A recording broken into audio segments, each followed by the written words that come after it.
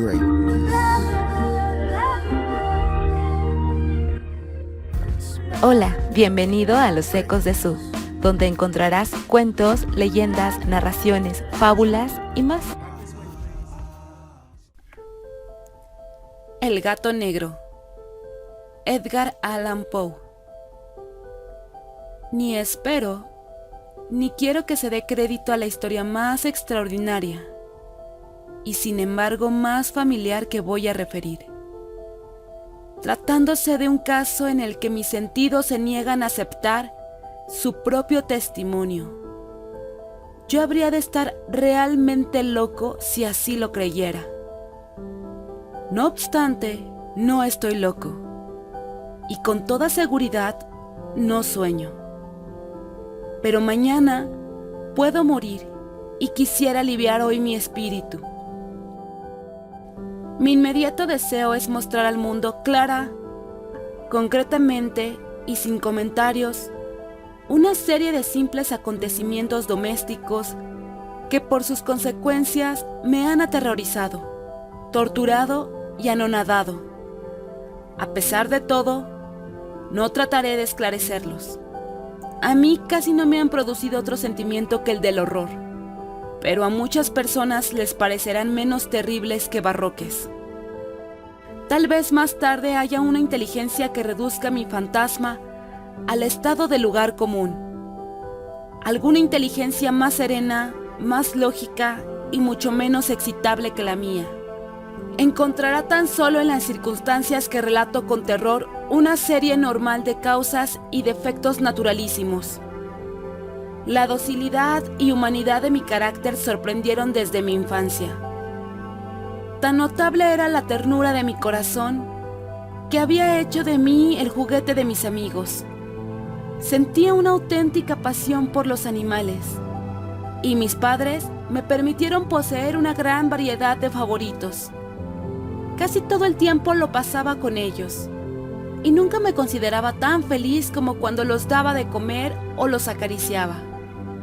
Con los años, aumentó esta particularidad de mi carácter, y cuando fui hombre, hice de ella una de mis principales fuentes de goce. Aquellos que han profesado afecto a un perro fiel y sagaz, no requieren la explicación de la naturaleza o intensidad de los goces que esto puede producir. En el amor desinteresado de un animal, en el sacrificio de sí mismo, hay algo que llega directamente al corazón del que con frecuencia ha tenido ocasión de comprobar la amistad mezquina y la fidelidad del hombre natural. Me casé joven. Tuve la suerte de descubrir en mi mujer una disposición semejante a la mía. Habiéndose dado cuenta de mi gusto por estos favoritos domésticos, no perdió ocasión alguna de proporcionármelos de la especie más agradable.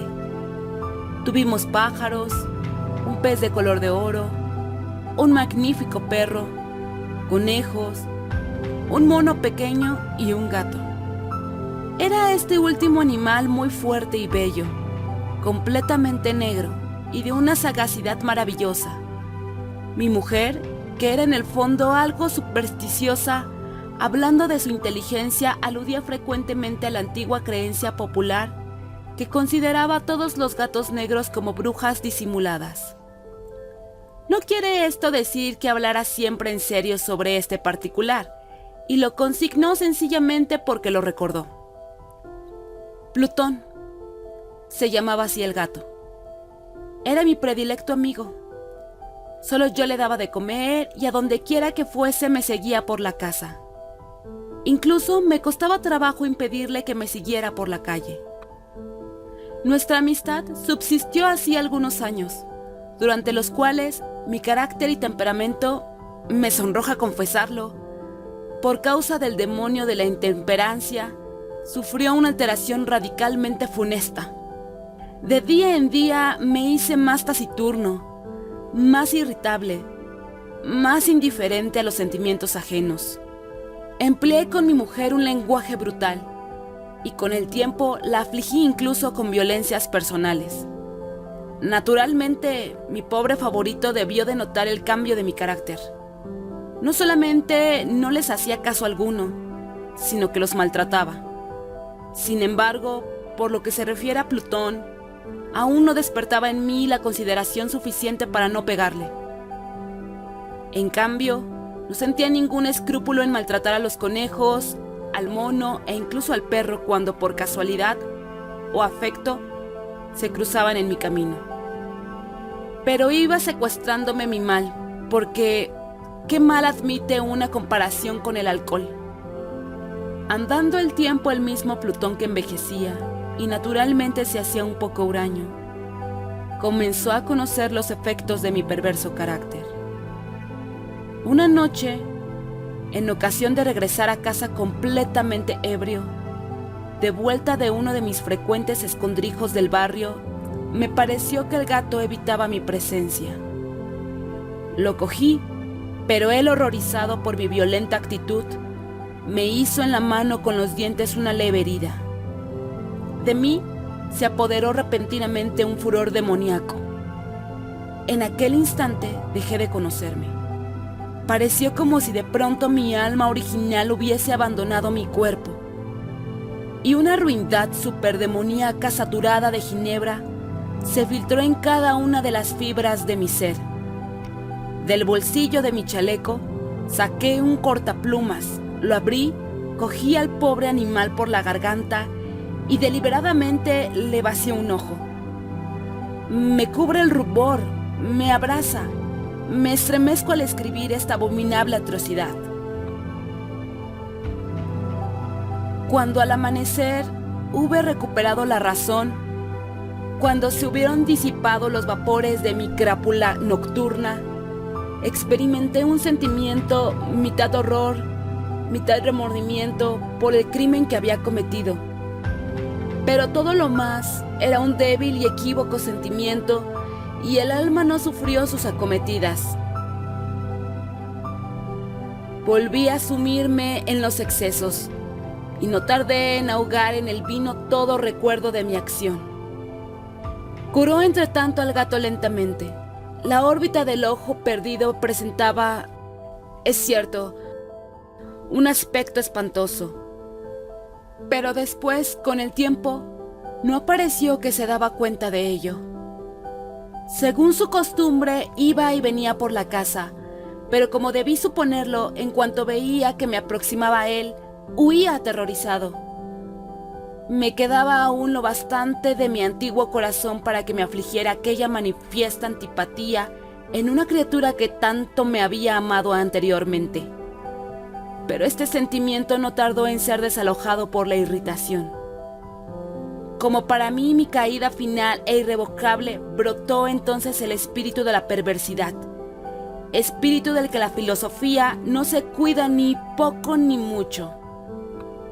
No obstante, tan seguro como que existe mi alma, creo que la perversidad es uno de los primitivos impulsos del corazón humano, una de esas indivisibles primeras facultades o sentimientos que dirigen el carácter del hombre. ¿Quién no se ha sorprendido numerosas veces cometiendo una acción necia o vil por la única razón de que sabía que no debía cometerla? ¿No tenemos una constante inclinación, pese a lo excelente de nuestro juicio, a violar lo que es la ley, simplemente porque comprendemos que es la ley?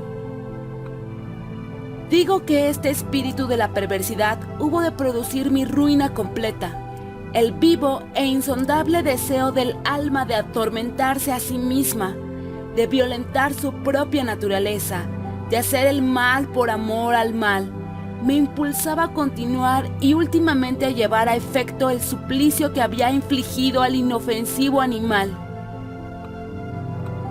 Una mañana, a sangre fría, ceñí un nudo corredizo en torno a su cuello y lo ahorqué de la rama de un árbol. Lo ahorqué con mis ojos llenos de lágrimas, con el corazón desbordante del más amargo remordimiento. Lo ahorqué porque sabía que él me había amado y porque reconocía que no me había dado motivo alguno para encolerizarme con él. Lo ahorqué porque sabía que al hacerlo cometía un pecado mortal que comprometía a mi alma inmortal hasta el punto de colocarla Si esto fuera posible, lejos, incluso de la misericordia infinita del muy terrible y misericordioso Dios. En la noche siguiente al día en que fue cometida una acción tan cruel, me despertó del sueño el grito de ¡fuego! Ardían las cortinas de mi lecho. La casa era una gran hoguera. No sin grandes dificultades, mi mujer, un criado y yo logramos escapar del incendio. La destrucción fue total. Quedé arruinado y me entregué desde entonces a la desesperación. No intento establecer relación alguna entre causa y efecto con respecto a la atrocidad y el desastre. Estoy por encima de tal debilidad, pero me limito a dar cuenta de una cadena de hechos y no quiero omitir el menor eslabón. Visité las ruinas el día siguiente al del incendio. Excepto una de todas las paredes se habían derrumbado. Esta sola excepción la constituía un delgado tabique interior situado casi en la mitad de la casa, contra el que se apoyaba la cabecera de mi lecho. Ahí, la fábrica había resistido en gran parte a la acción del fuego, hecho que atribuí a haber sido renovada recientemente. En torno a aquella pared se congregaba la multitud, y numerosas personas examinaban una parte del muro con atención viva y minuciosa. Excitaron mi curiosidad las palabras extraño, singular y otras expresiones parecidas. Me acerqué y vi a modo de un bajorrelieve esculpido sobre la blanca superficie la figura de un gigantesco gato. La imagen estaba copiada con una exactitud realmente maravillosa.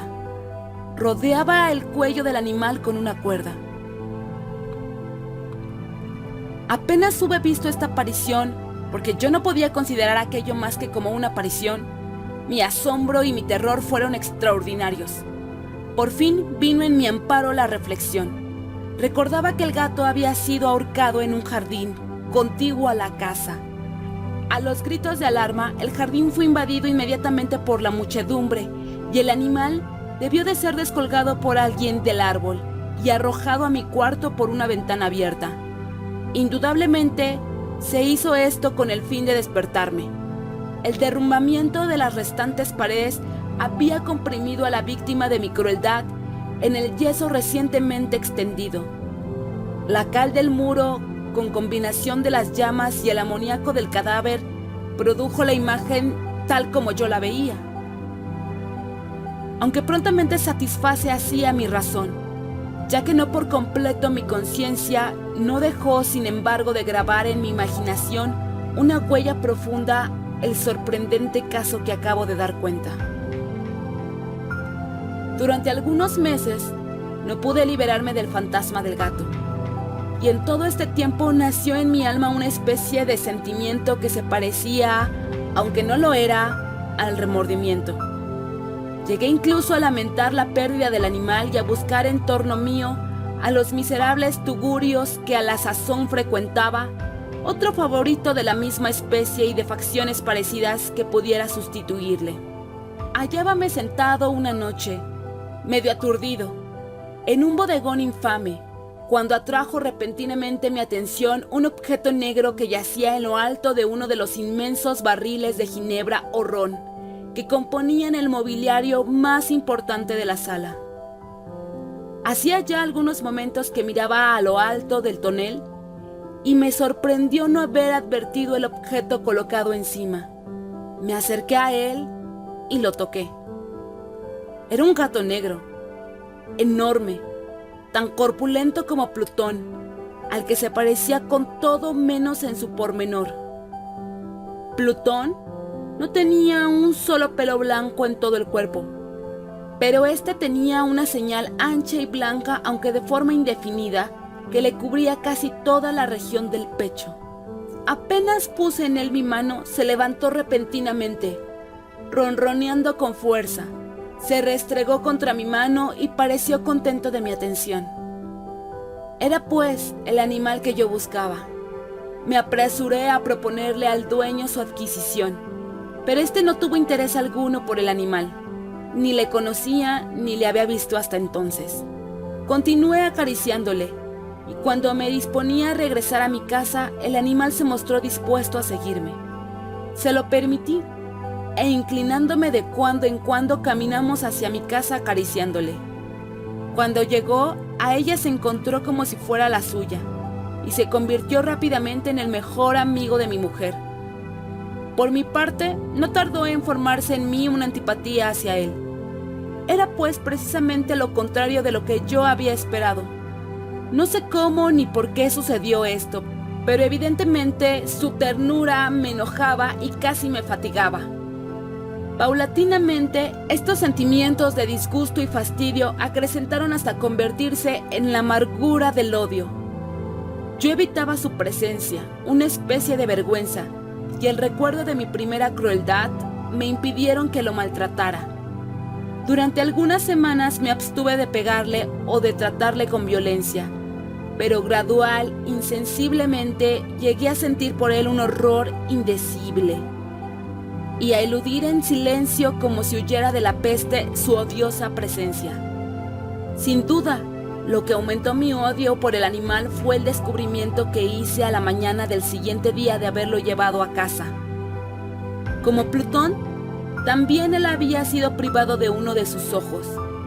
Sin embargo, esta circunstancia contribuyó a hacerle más grato a mi mujer, que, como he dicho ya, poseía grandemente la ternura de sentimientos que fue en otro tiempo mi rasgo característico y el frecuente manantial de mis placeres más sencillos y puros.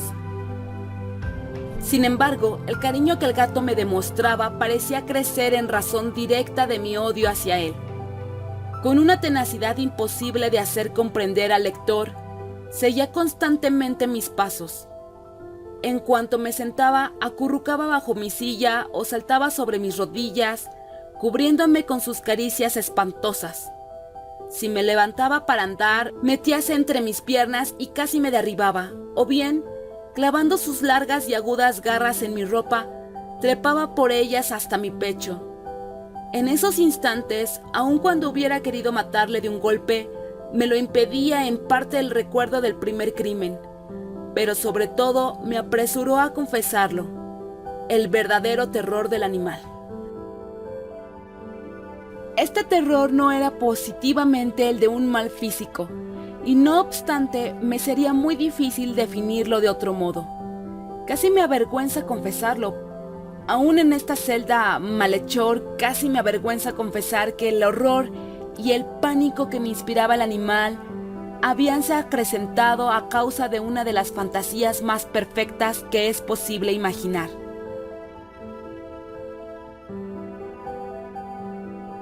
Mi mujer no pocas veces había llamado mi atención con respecto al carácter de la mancha blanca de que he hablado, y constituía la única diferencia perceptible entre el animal extraño y aquel que había matado yo. Recordará sin duda el lector que esta señal, aunque grande, tuvo primitivamente una forma indefinida, pero lenta, gradualmente, por fases imperceptibles, y que mi razón se esforzó durante largo tiempo en considerar como imaginaria, había concluido adquiriendo una nitidez rigurosa de contornos. En ese momento era la imagen de un objeto que me hace temblar nombrarlo. Era sobre todo lo que me hacía mirarle como a un monstruo de horror y repugnancia, y lo que si me hubiera atrevido, me hubiese impulsado a liberarme de él. Era ahora, digo, imagen de la cosa abominable y siniestra, la imagen de la horca. Oh lúgubre y terrible máquina de espanto y crimen, de muerte y agonía. Yo era entonces en verdad un miserable, más allá de la miseria posible de la humanidad. Una bestia bruta, cuyo hermano fue aniquilado por mí con desprecio. Una bestia bruta engendrada en mí, hombre formado a imagen del Altísimo, tan grande e intolerable infortunio. ¡Ay! Ni de día ni de noche conocía yo la paz del descanso. Ni un solo instante durante el día dejaba el animal, y de noche, a cada momento cuando salía de mis sueños lleno de indefinible angustia, era tan solo para sentir el aliento tibio de la cosa sobre mi rostro y su enorme peso, encarnación de una pesadilla que yo no podía separar de mí y que parecía eternamente posada en mi corazón. Bajo tales tormentos sucumbió lo poco que había de bueno en mí. Infames pensamientos convirtiéndose en mis íntimos, los más sombríos, los más infames de todos los pensamientos. La tristeza de mi humor de costumbre se acrecentó hasta hacerme aborrecer a todas las cosas y a la humanidad entera. Mi mujer, sin embargo, no se quejaba nunca. Ay, era mi paño de lágrimas de siempre. La más paciente víctima de las repentinas, frecuentes e indominables expansiones de una furia a la que ciertamente me abandoné desde entonces. Para un quehacer doméstico me acompañó un día al sótano de un viejo edificio en el que nos obligara a vivir nuestra pobreza. Por los agudos peldaños de la escalera me seguía el gato, y habiéndome hecho tropezar la cabeza, me exasperó hasta la locura. Apoderándome de un hacha y olvidando en mi furor el espanto pueril que había detenido hasta entonces, mi mano dirigí un golpe al animal, que hubiera sido mortal si le hubiera alcanzado como quería.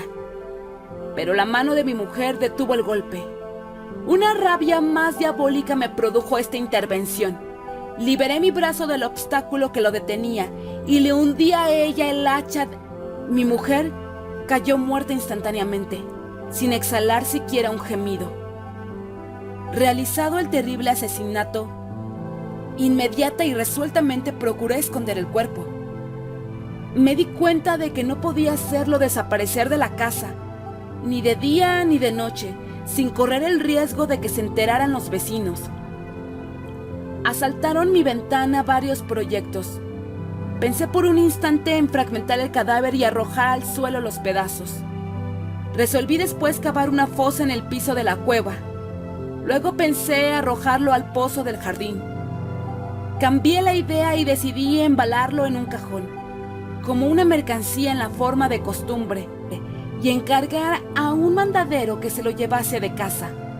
Pero por último, me detuve ante un proyecto que consideré el más factible. Me decidí a empaderarlo en el sótano, como se dice que hacían en la Edad Media los monjes con sus víctimas.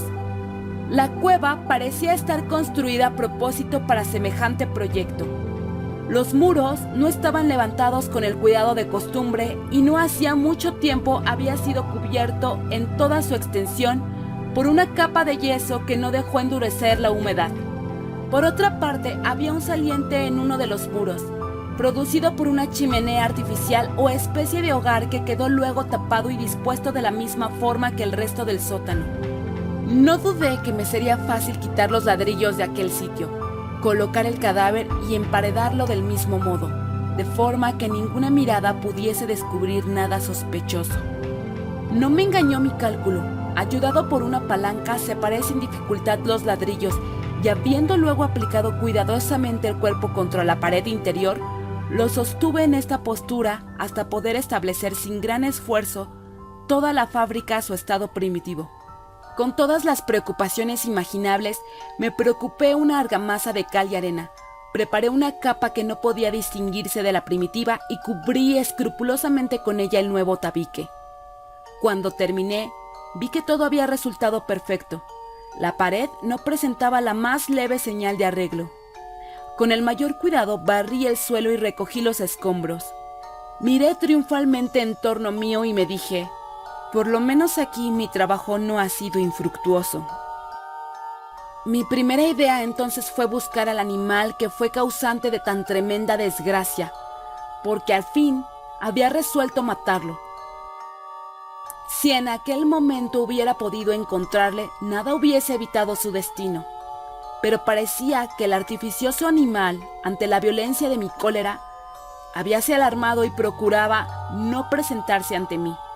Desafiando mi mal humor, Imposible describir o imaginar la intensa, la apacible sensación de alivio que trajo a mi corazón la ausencia de la detestable criatura. En toda la noche se presentó y esta fue la primera que gocé desde su entrada en la casa, durmiendo tranquila y profundamente. Sí, dormí con el peso de aquel asesinato en mi alma. Transcurrieron el segundo y el tercer día. Mi verdugo no vino.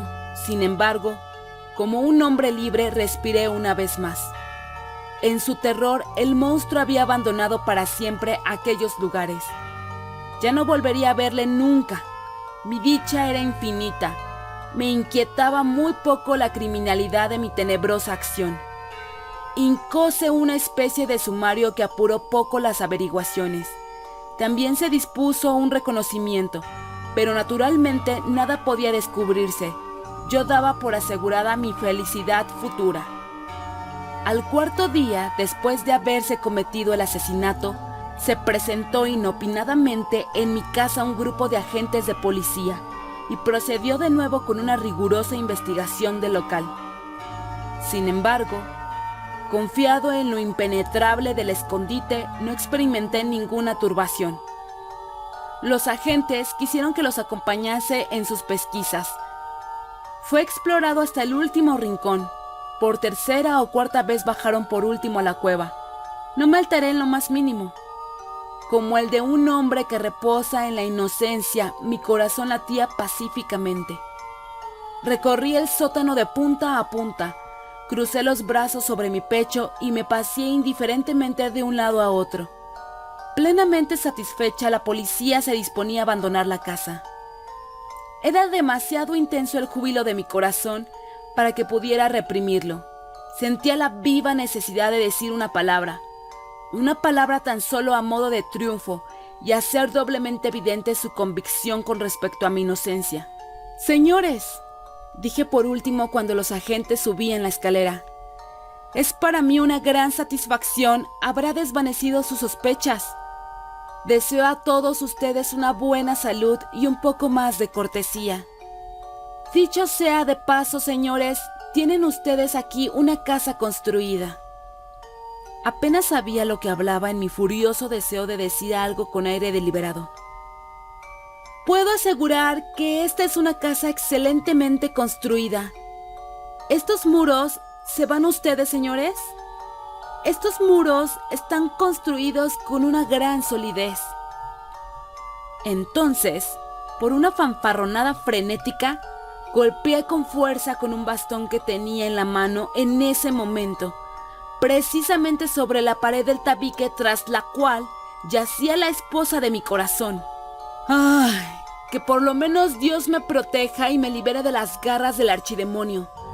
Apenas hubose hundido en el silencio el eco de mis golpes, me respondió una voz desde el fondo de la tumba. Era primero una queja velada y encontrada como el sollozo de un niño. Después, enseguida, se hinchó en un prolongado, sonoro y continuo completamente anormal e inhumano. Un alarido, un aullido, mitad horror, mitad triunfo, como solamente puede brotar del infierno. Horrible armonía que surgiera del unísono de las gargantas de los condenados en las torturas y de los demonios que gozaban en la condenación. Sería una locura expresaros mis sentimientos. Me sentí desfallecer y tambaleándome caí contra la pared opuesta. Durante un instante detuvieron en los escalones los agentes. El terror los había dejado atónitos. Un momento después, 12 brazos robustos atacaron la pared, que cayó a tierra de un golpe. El cadáver, muy desfigurado ya y cubierto de sangre coagulada, apareció, rígido a los ojos de los circundantes. Sobre su cabeza, con las rojas fauces dilatadas y llameando el único ojo, se posaba el odioso animal, cuya astucia me llevó al asesinato y cuya reveladora voz me entregaba al verdugo. Yo había emparedado al monstruo en la tumba. Si te gustó la historia, te invito a darle like y suscribirte.